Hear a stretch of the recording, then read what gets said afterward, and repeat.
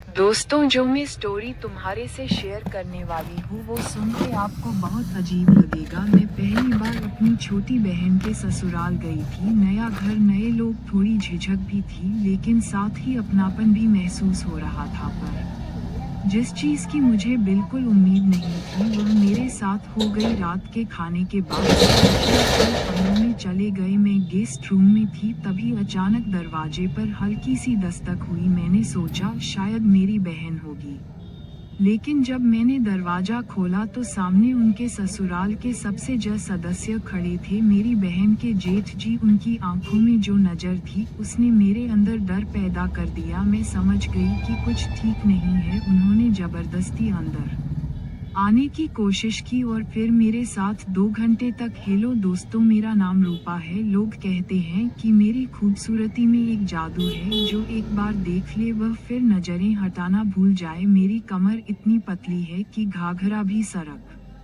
जाए, बाल इतने घने कि रात भी जलन महसूस करें, और मेरी आंखें ऐसी कि जिसने एक बार देख लिया वह उनमें डूब कर रह जाए। मेरी मुस्कान ऐसी कि पत्थर भी मोम बन जाए, और मेरी चाल में ऐसा नशा कि अच्छे अच्छों के होश उड़ जाए। लेकिन ये कहानी मेरी खूबसूरती की नहीं, बल्कि उस साया की है जो मेरी बहन की शादी में मेरी तरफ बढ़ा, और फिर ऐसा तूफान उठा कि मेरी जिंदगी बदल गई। कुछ दिन पहले मेरी छोटी बहन की शादी थी। घर में धूमधाम मची थी, हर तरफ शोर शराबा, हसीन और रिश्तेदारों की भीड़ थी। मैं भी शादी की रौनक में डूबी हुई थी, लेकिन तभी मेरी नज़र बार बार किसी एक इंसान पर जा टिकती थी। वो थे कारण सिन्हा, मेरी बहन के जेठ, एक रिटायर्ड आर्मी ऑफिसर। उम्र होगी कोई 48 साल, मगर शरीर ऐसा कि जवान लड़कों को भी शर्मा जाए। कद लंबा, सीना चौड़ा, और आंखों में ऐसी गहरी चमक की जो एक बार फंस गया वो निकल नहीं सकता। शादी के माहौल में वह मुझसे बार बार टकराते, कभी यूं ही कभी बहाने से। उनकी मुस्कान में कुछ ऐसा था जो मुझे अजीब सा महसूस हो रहा था। शुरू में तो मैंने नज़रअंदाज किया, लेकिन धीरे धीरे उनकी बातें मुझे अंदर तक कचोट लगी। कभी मेरी साड़ी की तारीफ, कभी मेरी हंसी को देखकर गहरी सांस लेना, और कभी ऐसी बातें करना जो सीधे ना होकर भी बहुत कुछ कह जाती थी। मैं चुप थी क्योंकि शादी का माहौल था, लेकिन अंदर ही अंदर मुझे अजीब सा डर लग रहा था। शादी खत्म हुई, बहन विदा हो गई, और मैं भी अपने घर लौट आए। सब अपने अपने काम में लग गए, लेकिन मेरे मन में कुछ अजीब सी हलचल मची हुई थी। मुझे खुद नहीं समझ आ रहा था कि मैं उनके बारे में इतना क्यों सोच रही हूँ। क्या ये बस एक इत्तेफाक था या कुछ और? लेकिन फिर कुछ ऐसा हुआ जिसने मेरे सारे सवालों का जवाब दे दिया। एक दिन सुबह सुबह मेरे पति के फोन पर बहन के जेठ कारण जी का कॉल आया। उन्होंने बड़े गर्मजोशी से कहा, कल हम लोग बनारस घूमने जा रहे हैं, तुम दोनों को भी साथ चलना पड़ेगा। मेरे पति ने तो तुरंत मना कर दिया, क्योंकि उनका काम बहुत ज्यादा था और छुट्टी लेना मुश्किल था। मगर कारण जी इतनी बार जोर देकर बोले कि आखिरकार उन्होंने मुझे जाने की इजाजत दे दी। जब पति ने मुझे ये बात बताई तो मैं थोड़ी असमंजस में पड़ गई। मेरा मन नहीं था उनके बिना कहीं जाने का, लेकिन जब उन्होंने खुद कहा, रूपा तुम चली जाओ, वैसे भी तुम्हें घूमने का बहुत शौक है, तो मैंने भी हामी भर दी। अगले दिन दोपहर करीब 2 बजे कारण जी अपनी चमचमाती कार लेकर मुझे लेने आ गए। मैं अंदर बैठी तो उन्होंने मुस्कुराते हुए कहा, तो तैयार है मैडम बनारस घूमने के लिए? मैंने हल्की हंसी के साथ जवाब दिया, हाँ, लेकिन इतनी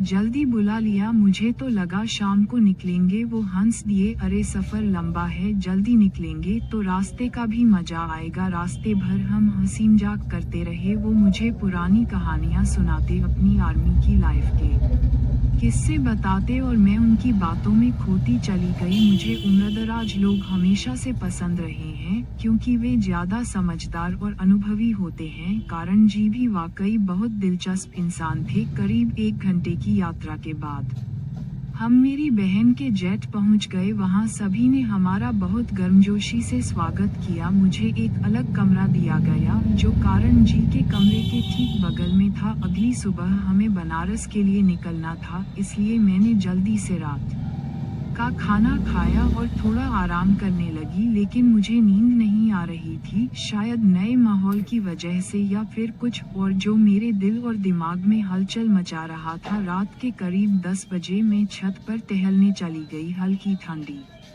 हवा चल रही थी, चांदनी फैली हुई थी और पूरा माहौल बहुत सुकून भरा लग रहा था। मैं अपने ख्यालों में खोई हुई थी कि तभी पीछे से आवाज आई, रूपाजी इतनी रात को अकेली छत पर क्या कर रही है? मैं चौंक कर पीछे मुड़ी तो कार जी खड़े थे। उनके चेहरे पर वही हल्की मुस्कान थी और आंखों में वही जानी पहचानी चमक। मैं थोड़ी सकपकाई, लेकिन खुद को संभालते हुए बोली, कुछ नहीं, बस मौसम अच्छा लग रहा था तो सोचा थोड़ा टहल लूं। वे पास आकर खड़े हो गए और बोले, अकेले मौसम का मजा लेने में मजा कहाँ, अच्छा तब होता है जब कोई बात करने वाला हो। मैंने हल्की मुस्कान के साथ कहा, आप तो हमेशा बातें करने को तैयार रहते हैं। वे हंस पड़े और बोले, अरे आपसे बात करना अच्छा लगता है, आप बहुत समझदार और शालीन हैं। आजकल ऐसी महिलाएं कम ही मिलती हैं। उनकी बातों में एक अलग ही मिठास थी जो मुझे अंदर तक महसूस हो रही थी, शायद उनकी उम्र की वजह से या फिर उनके अनुभव की वजह से। तभी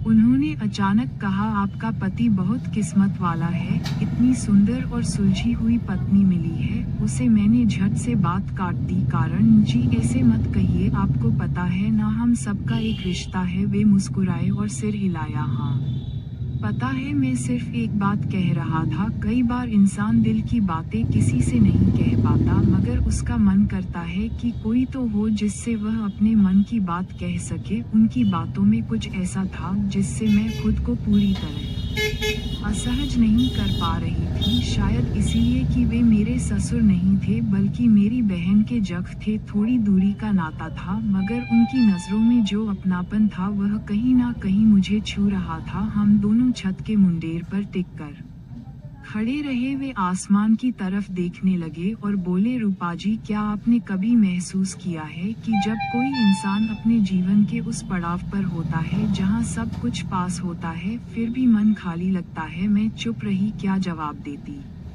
कुछ देर की चुप्पी के बाद उन्होंने खुद ही बात को बदल दिया और बोले, कल की यात्रा के लिए आपने कुछ तैयार किया? बनारस में बहुत कुछ देखने लायक है। मैंने सिर हिलाया, हाँ थोड़ा बहुत सामान रख लिया है, वैसे भी ज्यादा कुछ नहीं चाहिए। उन्होंने मुस्कुराते हुए कहा, आप जैसे सादगी पसंद लोग ही सबसे खूबसूरत होते हैं। मैं बस हल्के से मुस्कुराई, लेकिन मन के भीतर कुछ चलने लगा था। ये बातें मुझे सामान्य नहीं लग रही थी, शायद उन्होंने कुछ ज्यादा कहा या शायद मेरा मन ही कुछ ज्यादा सोचने लगा था। फिर काफी देर तक हम दोनों छत पर टहलते रहे। उसके बाद नीचे आकर सबने खाना खाया और अपने कमरों में जाकर सो गए। सुबह के 4 बजे थे जब हम लोग बनारस के लिए निकले। हम कुल 8 लोग थे, 5 महिलाएं और 3 पुरुष। गाड़ी मेरी बहन के पति चला रहे थे और उनके बगल में एक और सज्जन बैठे थे। बीच वाली सीट पर मेरी बहन और 3 अन्य महिलाएं बैठी थीं, जबकि सबसे पीछे वाली सीट पर सिर्फ मैं और कारण जी थे। वातावरण में एक अजीब सी नजदीकी थी। तभी कारण जी हल्के से मुस्कुराए और बोले, आपको सुबह उठने में कोई दिक्कत तो नहीं हुई? मैंने सिर हल्के से हिलाकर कहा, नहीं, वैसे भी सफर में जल्दी उठना अच्छा लगता है। उन्होंने धीरे से कहा, और मेरे साथ सफर करना कैसा लग रहा है? मैं थोड़ी असहज हो गई, लेकिन मुस्कुराते हुए बोली, अच्छा है, आप जैसे शांत और सुलझे हुए इंसान के साथ सफर में कुछ सीखने को मिलता है। उन्होंने मेरी तरफ देखा, उनकी आंखों में एक गहराई थी जैसे कुछ कहना चाह रही हो। फिर बोले, रूपाजी कभी कभी लगता है कि कुछ लोग हमारी जिंदगी में बिना किसी वजह के आ जाते हैं, अगर रह जाते हैं हमेशा के लिए। मैं चुप रही, जवाब देना मुश्किल लग रहा था। सामने से आती ठंडी हवा मेरे बालों से खेल रही थी और मैं बस खिड़की से बाहर देख रही थी, पर असल में अपने ही ख्यालों में डूबी हुई थी। रास्ते भर हम कभी बातें करते तो कभी चुप रहते, लेकिन ये खामोशी भी कुछ कह रही थी। उनकी नजरों की गर्मी, उनकी बातों में छुपी नरमी मैं सब समझ रही थी, मगर अनदेखा कर रही थी। करीब 2 घंटे बाद हम बनारस पहुंच गए। गाड़ी बड़ी घाट के पास रुकी, सब लोग बाहर निकले, मैं भी उतरी तो कारण जी ने हाथ आगे बढ़ाया और कहा, सीधिया शक्री है, संभल कर। उनकी आवाज में वही पुरानी मिठास थी। मैंने हल्का संकोच किया, मगर फिर बिना कुछ कहे उनका हाथ थाम लिया। एक झटका सा लगा, जैसे किसी अजनबी रिश्ते को छू लिया हो। वह पल छोटा था मगर बहुत कुछ कह गया। फिर हम घाट पर पहुंचे। गंगा की लहरें ठंडी थी मगर बेचैन, कारण की आवाजें गूंज रही थी और मैं अपनी ही आवाज सुनने की कोशिश कर रही थी। कारण जी हर जगह मेरे आसपास ही थे, फोटो खिंचवाने से लेकर कुछ खरीदने तक। उनके चेहरे पर एक अजीब सा सुकून था और मुझे भी उनकी मौजूदगी में एक अनकहा आराम महसूस हो रहा था। शाम को जब हम वापस होटल लौटे तो शरीर थका हुआ था मगर मन बेचैन। तभी कारण जी ने धीरे से कहा, आज की शाम गंगा आरती फिर से देखेंगे, सिर्फ आप और मैं। चौंक गई, बाकी सब अपने अपने कमरों में थे और मैं खुद नहीं समझ पा रही थी कि क्या कर रही हूँ। मगर जाने क्यों मैंने उनकी बात मान ली। शाम को जब हम घाट पर पहुंचे तो हल्का अंधेरा था, लहरों पर पड़ती आरती की रोशनी, भीड़ की आवाजें, मगर हमारे बीच खामोशी थी, वह खामोशी जो शब्दों से ज्यादा गहरी थी। तभी उन्होंने मेरी तरफ देखा और बोले, रूपा जी कभी किसी से बिना कुछ कहे जुड़े हैं, बिना कोई नाम दिए, बिना कोई रिश्ता बनाए, बस यूं ही दिल से। मैंने कुछ नहीं कहा, बस गंगा की लहरों को देखती रही। मगर सच कहूँ, मेरे अंदर भी कुछ बहने लगा था, गंगा की उन्हीं लहरों की तरह। रात का सन्नाटा घना था, होटल के हर कमरे के दरवाजे बंद थे, पर मेरे मन की खिड़कियां खुली थी, बिल्कुल गंगा के उन किनारों की तरह जहां दिन भर भीड़ रहती है और रात होते ही तन्हाई सिरहाने आ बैठती है। मैं खिड़की से बाहर देख रही थी, लहरों में एक अजीब सा संगीत था, पर दिल के अंदर कोई बेचैनी उठ रही थी। तभी दरवाजे पर हल्की की दस्तक हुई, धीमी मगर ऐसी कि दिल की धड़कन बढ़ जाए। ये वहीं खड़ी रही, सांस थामे, फिर दोबारा दस्तक। मैंने धीरे से दरवाजा खोला, रूपा जी खड़े थे, उनके चेहरे पर वही गहरी शांति, मगर आंखों में कुछ अनकहा, कोई उलझन या शायद कोई अधूरी बात। उन्होंने कहा, माफ कीजिए, डिस्टर्ब तो नहीं किया। उनकी आवाज हल्की थी पर भीतर तक उतरने वाली। मैंने सिर हिला दिया, आप कुछ कहने आए हैं? उन्होंने मेरी आंखों में झांका, हाँ, एक बात जो दिल में कई दिनों से थी, शायद आज कहने का वक्त आ गया है। मैं चुपचाप एक तरफ हट गई। वे धीरे से अंदर आ गए, कमरा वही था, माहौल वही था, मगर कुछ बदल गया था। रूपा, मैं जानता हूँ कि यह बात तुम्हें अजीब लगेगी। वे रुके, फिर बोले, एक रिटायर्ड आदमी जिसकी उम्र ढलान पर है और तुम एक खूबसूरत समझदार विवाहित औरत, लेकिन क्या उम्र से दिल के जज्बात रुक जाते हैं? मेरी धड़कन थम गई। कारण जी, आप जानते हैं ना कि मैं शादीशुदा हूँ और हमारा रिश्ता। उन्होंने बात बीच में ही काट दी, जानता हूँ रूपा, में कोई रिश्ता तोड़ना नहीं। बात तुम्हें अजीब लगेगी। वे रुके, फिर बोले, एक रिटायर्ड आदमी जिसकी उम्र ढलान पर है और तुम एक खूबसूरत समझदार विवाहित औरत, लेकिन क्या उम्र से दिल के जज्बात रुक जाते हैं? मेरी धड़कन थम गई। कारण जी, आप जानते हैं ना कि मैं शादीशुदा हूँ और हमारा रिश्ता। उन्होंने बात बीच में ही काट दी, जानता हूँ रूपा, मैं कोई रिश्ता तोड़ना नहीं चाहता, बस इतना कहना चाहता हूँ कि जब से तुमसे मिला हूँ मेरा खालीपन जैसे भरने लगा है। खालीपन, हाँ, मैंने जिंदगी में बहुत कुछ देखा है, युद्ध, मौत, तन्हाई, लेकिन तुमने मेरे अंदर फिर से कुछ जगा दिया है, शायद जीने की इच्छा। कमरे की हवा भारी हो गई थी, बाहर गंगा की लहरें बह रही थी, मगर अंदर सब ठहरा हुआ लग रहा था। कारण जी, मैंने थोड़ा संयम रखकर कहा, आपकी बातें गलत नहीं है और ना ही मैं आपको गलत समझती हूँ, लेकिन दुनिया हमेशा वही मानती है जो उसे दिखता है। अगर मैंने इस भावनात्मक जुड़ाव को स्वीकार किया तो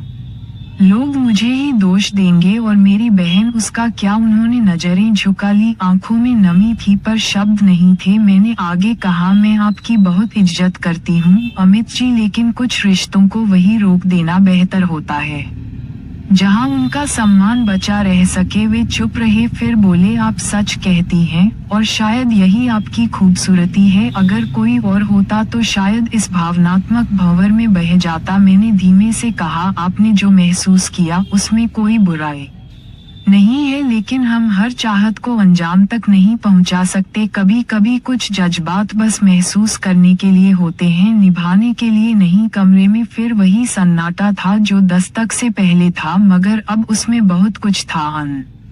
कहा, अनसुना और अधूरा। अमित जी एक लंबी सांस लेकर उठे, जैसे उनके भीतर कोई भारी बोझ हल्का हो गया हो। उन्होंने मेरी ओर देखा, हल्की मुस्कान के साथ बोले, आज आपने मेरी आत्मा को बहुत सुकून दिया रूपा, धन्यवाद। फिर धीरे धीरे दरवाजे की ओर बढ़े और बाहर निकल गए। कमरे में वही सन्नाटा लौट आया, लेकिन अब वह खाली नहीं था। मैं खिड़की के पास जाकर बैठ गई। बाहर आसमान तारों से भरा था, मगर मेरी नजरें कहीं और थी, कहीं उस अधूरे एहसास में जिसे मैंने महसूस किया था मगर कभी अपना नहीं सकती थी। उस रात मुझे नींद नहीं आई, बहुत कुछ सोचती रही, रिश्ते, भावनाएं, सीमाएं, और वह अनकहा अपनापन जिसे शब्दों में नहीं बांधा जा सकता था। कभी कभी हम वह बन जाते हैं जिसकी किसी को जरूरत होती है, लेकिन खुद उस रिश्ते को कोई नाम नहीं दे सकते। अगले दिन बनारस की सुबह ठंडी और शांत थी। हम होटल से बाहर निकले, घाट तक पहुँचे तो आसमान हल्का सुनहरा हो चुका था। गंगा की लहरें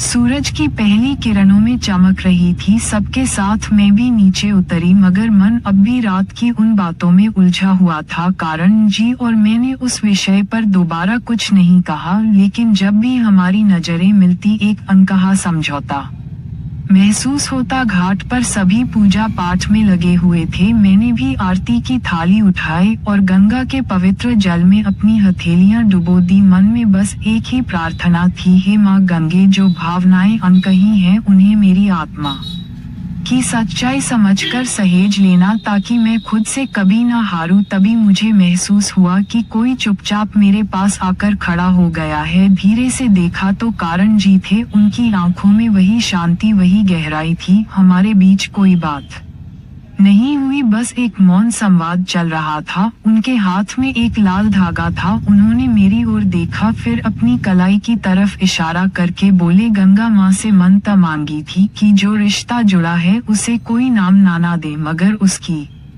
पवित्रता कभी कम ना हो। मैंने वह धागा उनके हाथ से लिया और बिना कुछ बोले उनकी कलाई पर बांध दिया। उसी पल मुझे लगा कि कुछ ऐसा था जो अब हमेशा के लिए बम गया था, बिना किसी सामाजिक मान्यता के, बिना किसी उम्मीद के।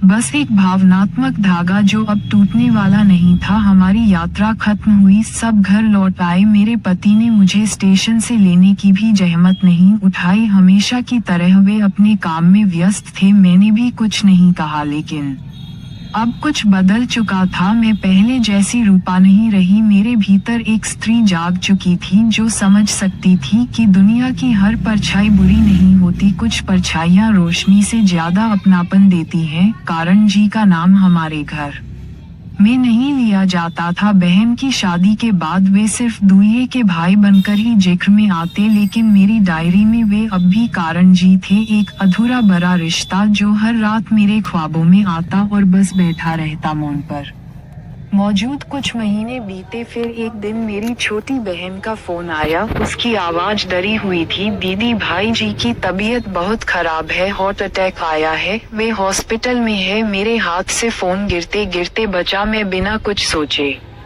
तुरंत अस्पताल पहुंची। कारण जी आईसीयू में थे। डॉक्टर ने बताया कि वे स्टेबल हैं, लेकिन बहुत थक गए हैं। अंदर से मानसिक तनाव बहुत ज्यादा है। मैं अस्पताल के बाहर उस बेंच पर बैठी रही जहां ठंडी हवा चल रही थी, लेकिन मन भीतर से धड़क रहा था। मैंने मन ही मन कहा, कारण जी, आपने मुझसे कुछ नहीं मांगा, लेकिन अगर मेरे इस भावनात्मक जुड़ाव में कोई सच्चाई थी तो आप वापस आ जाइए। कुछ घंटे बाद डॉक्टर बाहर आए और मुस्कुराए। उन्हें होश आ गया है, आप चाहे तो मिल सकती हैं। मैं अंदर गई और देखा कि वे मुझे देखकर मुस्कुरा दिए। फिर कमजोर आवाज में बोले, मैं चला जाता अगर तुमसे वह आखिरी मुलाकात नहीं हुई होती। उस रात उसी ने मुझे जीने का हौसला दिया। मेरी आंखें भर आई। मैं कुछ, लेकिन वह इंसान है और मैं भी। कुछ बातें इंसानियत के स्तर पर होती हैं जिन्हें समझने के लिए दिल चाहिए। शक नहीं, वह कुछ नहीं बोले, बस चुपचाप चले गए।